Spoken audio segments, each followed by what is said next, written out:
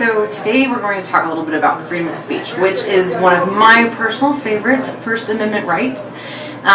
Being in the First Amendment, you can see how important the Founding Fathers thought it was to our rights here as American citizens throughout the years.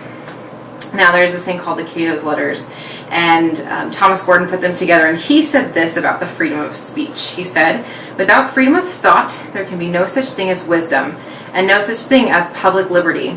Without freedom of speech, which is the right of every man, as far as by it is he does not hurt and control the right of another, and this is the only check which it ought to suffer, the only bonds which it is ought to know."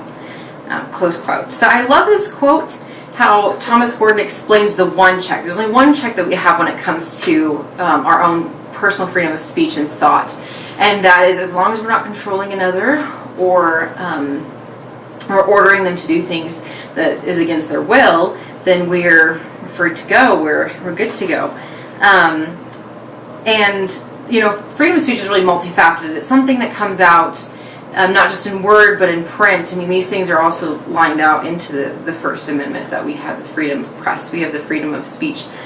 We can think, and the thing is that that's what freedom of speech is. It's giving us the chance as individuals to be able to speak our minds. And that's one of the greatest things about our Constitution. It's one of the greatest things about being an American, is that we can say what we think and how we feel.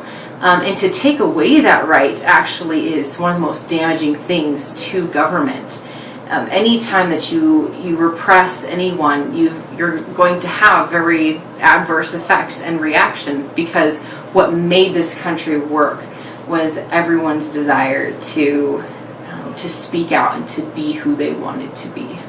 So that's my little bit on freedom of speech.